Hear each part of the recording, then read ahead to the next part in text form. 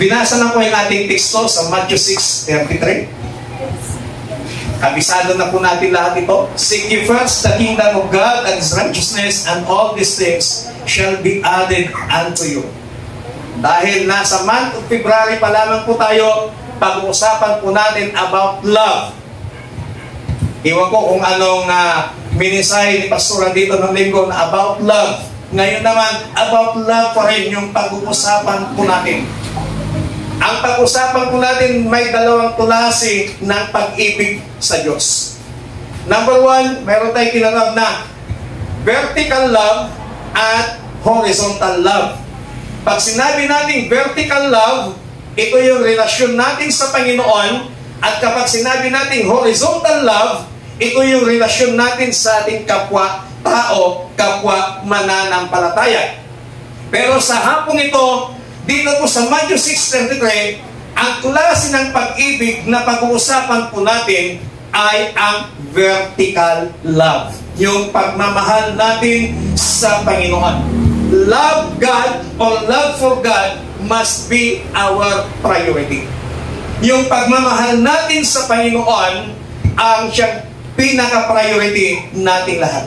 Kung tatanungin ko po kayo, what is the most important thing in your life?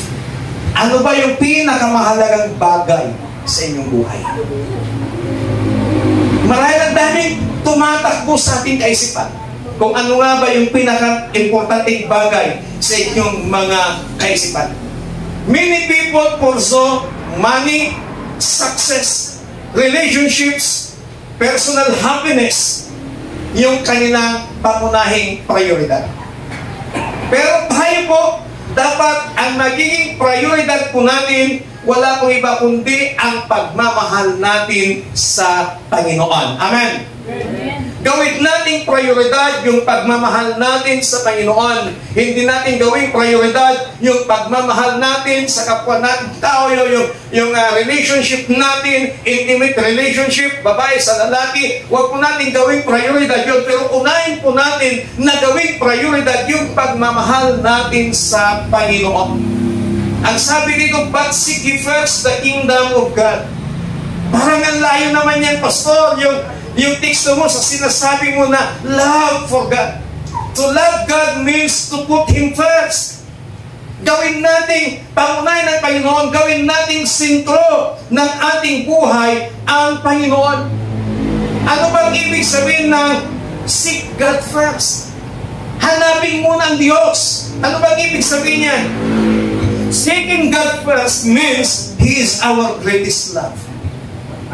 Yung inuuna mo ang Panginoon, ibig sabihin, siya yung iyong pinakadakilang pagmamahal. Amen? Lahat tayo may minamahal sa buhay. Yung iba, mahal niya ang asawa niya. Yung iba, mahal niya ang pamilya niya. Yung iba, mahal niya ang girlfriend niya. Yung iba, mahal niya ang boyfriend niya. Yung iba, mahal niya ang anak niya. Mahal niya yung tatay niya. Mahal niya yung magulang niya. Lahat, pagmamahal yan. Pero dapat, kapag mahal natin ang Panginoon, yung sinabing seek God first, ang ibig sabihin nito, ang Diyos, ang pinakadakilang nating mahalin sa lahat ng bagay. Amen? Kasi ang Diyos, pag minahal mo ang Diyos, ay kailan hindi ka iiwanan ng Panginoon. Ang tao, kapag minahal mo, sometimes, oftentimes, iniiwan ka. Nakahanap ng mas gwapo, mas maganda, iiwan ka. Nagkasakit, namatay, iniwan ka. Ibang-ibang klase ng pag-iwan ng tao sa atin. At sometimes kapag iniwan tayo ng mahal natin sa buhay, para bagag katulad tayo ng isang awit na parang hindi ka na mabubuhay kung wala na siya. Dahil masyado tayong string attached doon sa tao. Mas ginawa nating prioridad sa ating mga buhay. Mas inuuna natin siya kaysa sa Panginoon. Pero ang gusto ng Panginoon, sa lahat ng relationship, meron tayo, unahin natin at gawin nating sentro ang ating pong Panginoon. Ang sabi po niya sa Deuteronomy chapter 6 verse 5, "And thou shalt love the Lord thy God with all thy heart, and with all thy soul, and with all thy might." Mahalin natin ng buong puso ang ating Panginoon, buong kaluluwa, at buong lakas. Yun pala ang ibig sabihin ng seek God first. Pangalawang ibig sabihin ng seek God first means prioritizing His will. Yung pinaprioridad natin yung kalooban ng Panginoon, hindi ang iyong kalooban. Sometimes maraming bumabagsak na isang relasyon. Pinipilit nila sa Panginoon, "Lord, dito ang gusto ko kasi ang ganda-ganda niya, gwapo-gwapo niya, kilig na kilig ako ba yun? Siya na talaga." Sabi ng Panginoon, "Anak, huwag yan. May nakadan ako, mas maganda pa yan. Mas malinaw pa yan." Hindi, Panginoon, siya na talaga. Dahil mapilit ka, then there are two kinds of the will of God. Unang-una, permissive will. Dahil mapilit ka, ayaw ng Panginoon, mapilit ka, hahayaan ng Diyos. "Sige anak, kung yan ang gusto mo, sige, bahala ka." Pero sa permissive will, you must suffer. Meron kang mararanasan sa katigasan ng iyong ulo, sa hindi mo pagpapasakop sa Diyos, sa kagustuhan ng Panginoon, then you will suffer the consequence. Ano bang termino ng mundo? Consequence ba? Yung pag may ginawa ka ay karma. You will suffer the karma. Karma kasi ang termino ng mundo, pero in the Bible, consequence. Pangalawang klase ng will ni God, divine will. Ibig sabihin, sa ayaw at sa gusto mo, hindi mo man pinangarap, hindi mo man inisip, pero inisip ng Panginoon yung kabutihan para sa iyo. Yun ang ibibigay sa iyo ng Panginoon. Yun yung divine will ni God. At kapag nanguna yung divine will ni God sa iyong buhay, kapatid, kaibigan, you will enjoy the consequence. Yung isa kanina, you will suffer the consequence, but the divine will of God, you will enjoy the consequence ng kalooban ng Panginoon. Bakit sinabi kong divine will? Kasi hindi mo kagustuhan, pero kagustuhan ng Panginoon. Ang iniisip kasi ng Diyos ay tawag sa kabutihan ng kanyang mga anak. Jeremiah 29:11, linano ng Panginoon na ikaw at ako ay magkaroon ng isang magandang future. Hindi pinano ng Panginoon na balang araw si Brother Berlin magiging sikat na gold number. Maganda yung plano ng Panginoon. Sometimes hindi lang natin nakuunawaan. Dahil pilit natin gustong ipilit yung kagustuhan natin sa Panginoon. Kaya hindi natin nai-enjoy kung ano yung bagay na meron tayo. Pero kung matuto tayong magpasakop sa kalooban ng Panginoon na kahit hindi mo gusto ito, then alam mong yan yung hinayaan ng Panginoon na mangyari sa iyo, hinayaan ng Panginoon na maranasan mo, hinayaan ng Panginoon na meron ka yan, dahil yan yung divine will ni God, then enjoy the moment. Amen. Huwag kang magreklamo. Enjoy the moment. So yun ang ibig sabihin ng seek God first. It means prioritizing His will. We seek His kingdom and righteousness before our own desires. Inuuna natin yung kagustuhan ng Panginoon bago yung ating kagustuhan. So sa lahat ng gagawin natin, dapat isanggunin muna natin sa Panginoon. Panginoon, ito po ang plano ko. Kalooban mo po ba ito? Si Jesus, nanalangin siya sa God the Father, sa kanyang Ama na nasa langit. Ang sabi ni Jesus, Panginoon, kung maaari lang sana, tanggalin mo ang sarong ito, yung paghihirap, yung paghihirap niya na mapapako siya sa krus. Pero ang sabi ni Jesus, Ngunit sabi ni Jesus, hindi ang aking sarili kagusto na masunod, kundi ang iyong kalooban. Gusto ni Jesus na maligtas sa kahirapan. Gusto ni Jesus na maligtas sa pagpapatapos sa cross. Pero sabi ni Jesus, not my will, but your will be done. Kaya sa buhay po sana natin mga kapatid, huwag natin ipilit yung ating sariling kagustuhan, yung ating sariling kalooban sa Panginoon. Magpasakop tayo sa divine will. Kung mahal natin ang Panginoon, then we must prioritize the will of God in our lives. Iba po kasi pagkagustuhan mo sa kagustuhan ng Panginoon. Anong sabi ng Panginoon? Your ways are not my ways. Your thoughts are not my thoughts. Yung ating mga pamamaraan, iba doon sa pamamaraan ng Diyos. Yung ating mga kaisipan, iba doon sa kaisipan ng Panginoon. Kung nag-isip ka ng mabuti sa Diyos, ng mabuti para sa buhay mo, kapatid, iniisip na yun ng Panginoon. Kung ano yung mga pangarap mo sa buhay mo, kapatid, mas mainam pa yan yung pangarap ng Diyos mo. Huwag nating pangunahan ang Panginoon sa ating mga buhay. Amen? Amen! Palakpakan natin ang Panginoon. Pangatlo na ibig sabihin ng vertical relationship natin sa Panginoon, yung seek God first. Pangatlo, seeking God first is a daily commitment.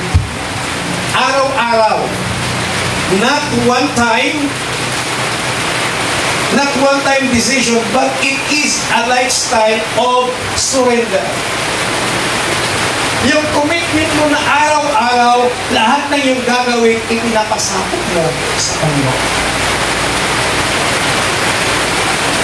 And as a sign of surrender, kapag ang pulis o sundalo, meron silang pinapasuko, sasabihin nila, taas mo yung kamay! Kapag itinaas ang dalawang kamay, ibig sabihin, tandayan, sign of surrendering to the authorities. Kung tayo naman po ay nagtataas ng kamay sa Panginoon, sign of surrendering sa Diyos. Na ibig sabihin, gawin nating lifestyle yung ating pagsuko sa Panginoon. Hindi lamang tuwing may problema, hindi lamang tuwing may pagpapala, hindi lamang sa tuwing nakakaranas ng magandang pagkakataon sa buhay, but in every day in our lives, matuto tayo magpasako, magsumuko sa ating Panginoon. Nasasabihin natin, Panginoon, wala akong magagawa kung wala ka sa ating buhay. Sabi sa akin ni Pastor Lalota, habang nasa daan kami, nag-open siya, Pastor, sabi niya, ngayon lang nasagot yung aking mga katanungan na, why God? Why God? Ngayon lang, Pastor. Ngayon lang. Unti-unti nasasagot yung mga katanungan ko. Kasi kung pagpupunto tayo magpasabog sa Panginoon, lahat ng katanungan natin sa Diyos, tutugunin niya yun at ipapaunawa niya po sa atin. Ano pong sabi ng Jeremiah 29:11 o Jeremiah 33 verse 3? Call unto me, and I will answer you, and I will show you the great and mighty things that thou knowest not. Yung mga bagay na hindi pa po natin alam, yung mga bagay na hirap natin unawain, kung tayo po ay nagpapasakop sa Panginoon, kung tayo po ay hindi pamungunahan yung kalooban ng Panginoon, kung tayo po ay magpapasakop sa kagustuhan ng Panginoon, then ipapaunawan niya ang lahat ng mga bagay na nangyayari sa ating buhay. Ipapaunawan niya yung mga nangyayari sa ating buhay. At kung natin mapagtanto, kaya pala nangyayari ito. Kasi ito pala yung plano ng Panginoon. Pero kapatid sa mga ito, huwag na nating hatayin na palagipan na tayo pa niya po Diyos. Sagpay tayo nagpasakot, iti pagayatan, iti ako. magpasakop na tayo sa kalooban ng ating Panginoon. May mga plano po tayo sa mga buhay, may mga kanya-kanya po tayong desires, may kanya-kanya tayong mga pangarap sa buhay. Pero sana, yung pangarap, yung plano ng Panginoon ang masunod sa ating mga buhay. At kapag nangyari yun, yung divine will ni God, you will enjoy the consequence. Ang tanong, anong mas gusto mo? You will suffer the consequence or you will enjoy the consequence? The choice is yours. Nasa inyo po ang pagpapasya. Seeking God first in our lives. Sabi ng Diyos sa kanyang golden rule, love God, love the Lord with all your heart, with all your strength, and with all your strength. Kapatid, kaibigan, sa hapon ito, unang-unang relationship na dapat natin ayusin yung relationship natin sa Diyos. Yung relationship natin sa Diyos. Yung vertical relationship bago ang horizontal relationship. Sa mga susunod, tatalakayin ko yung horizontal relationship. Pero ngayon, yung ating vertical relationship sa Panginoon. Seek God first. Anong ibig sabihin ng seek God first? It means He is our greatest love. Siya ang ating dakilang pag-ibig. Amen? Sabi nila, February 14. Bakit February 14 lang ba? Valentine's, ang araw ng pagmamahalan. In every day, dapat mahal natin ang Panginoon. Amen? Ang daming excited sa Valentine's. Pero kung napanood yung video yung ginawa ko before Valentine's, dapat prioritize natin ang Panginoon. He is not just part of our life, but He is the center of our life. Huwag natin gawing bahagi lang ng buhay natin ng Panginoon, kundi gawin natin sentro ng buhay natin ang Diyos. Seeking God first means prioritizing His will. Pinaprioritize natin yung kanyang kagustuhan, yung kanyang kalooban. Kapatid, meron ka bang ipinilit sa Panginoon? Ano bang gusto mo? Permissive will of God or the divine will of God? Sa dalawang kalooban ng Panginoon na yan, ulitin ko, kung gusto mo yung permissive will of God, you will suffer the consequence. Kung gusto mo naman yung divine will ni God, you will enjoy the consequence. Lahat tayo may mga nagagawang decision sa buhay. Nagkakamali tayo minsan sa pagdidesisyon sa buhay. At dahil doon, pagkakamali natin, nagkakaroon tayo ng suffering. Nagsasuffer tayo sa consequence ng maling decision po natin. Pero this afternoon, gusto ng Panginoon, ayusin natin yung ating relationship sa Kanya, yung ating vertical relationship sa Panginoon. And then, seeking God first, it means daily commitment. It is not a one-time decision, but it is a lifestyle surrender. Ang sabi ng salita ng Panginoon, if any man will come after me, let him deny himself and take up his cross daily and follow me. Ang sino man na nais sumunod sa akin, sabi ni Jesus, kalimutan niya ang kanyang sarili. Hindi ibig sabihin, kakalimutan mo yung sarili mo, ibig sabihin, kalimutan mo ang sarili mong kagustuhan, kalimutan mo ang mga sarili mong plano, kalimutan mo ang mga sarili mong pangarap. Ibigay mo sa Panginoon. And take up His cross daily. Hindi literal na cross yung ating bubuhatin. But, mga pagsubok, problema, bubuhatin natin yan. Then sabi ni Jesus, follow me. Sumunod ka sa akin. Nilalagay ba natin ng Diyos bilang ating prioridad sa ating buhay? Hiniling ko nga po tayong lahat ay kumain. Awitin nga natin yung awit na worship kanina, yung wala kang katulad. Bakit kailangan natin gawing priority ang Panginoon sa ating mabuhay? Dahil siya ay walang katulad.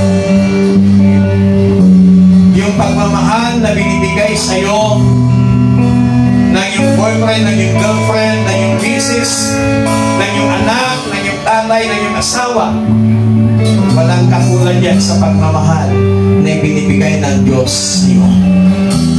Kaya gawin nating prioridad ang Panginoon sa ating mabuhay dahil wala siyang katulad kung pagmahal.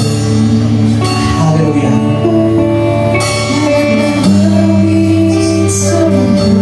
Yes, Lord.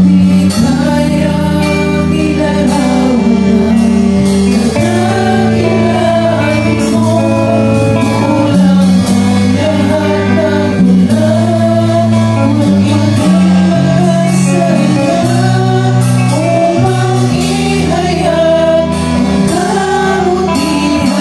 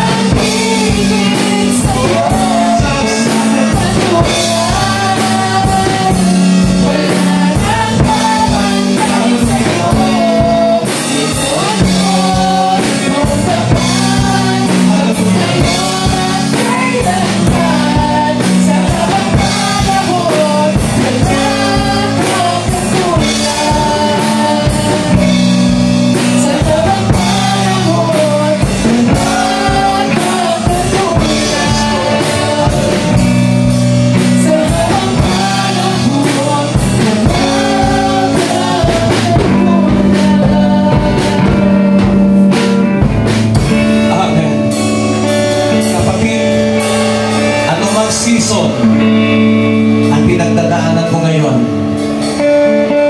gawin mong prioridad ang Diyos sa buhay mo kasi wala siyang katulad. Anumang panahon ang pinagdadaanan mo ngayon, ang Diyos walang katulad. Let's fix our vertical relationship, yung relasyon natin sa Panginoon. Kung nakikita mo, kapatid, na minsan pinapangunahan mo kagustuhan ng kalooban ng Panginoon sa buhay mo, it's time to fix. Naunahin natin yung kalooban, matuto tayo magpasako sa kalooban ng Panginoon. Huwag natin ipilit yung ating sarili kagustuhan. Magpasako tayo sa kalooban ng Diyos so that you will enjoy the consequence ng lahat ng bagay na gagawin mo as long as it is the will, it is the divine will of God. Hallelujah. Panginoon, sa hapong ito, maraming salamat sa iyong mga salita. Dahil gusto mo na maayos namin ang aming vertical relationship o ang aming pagkikipagrelasyon sa inyo. Yung aming pagmamahal sa iyo, Panginoon. Yung aming pagkikipagniit sa iyo, Panginoon. Yung aming commitment sa iyo, Panginoon.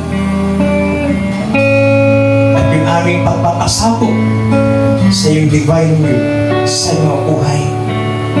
At yung gawin ka namin prioridad sa aming mabuhay, Panginoon. Sa oras pang ito, dakila Diyos, batid mo ang situation ng bawat isa. Gaya na ng aming inawit, wala kang katulad sa lahat ng panahon, sa lahat ng pagkakataon, sa lahat ng problema, sa lahat ng pagsubok, sa lahat ng sitwasyon, wala kang katulad. Ikaw ang Diyos na makapangyarihan noon, ngayon, at magpakailanman. Ikaw ang Diyos na mahabagin. Ikaw ang Diyos na mapagpala. Ikaw ang Diyos. Ikaw ang Diyos na mabiyayang Diyos, Panginoon. Maraming po salamat sa mga salita. Salamat po. Salamat na marami. In Jesus Christ, my name we pray.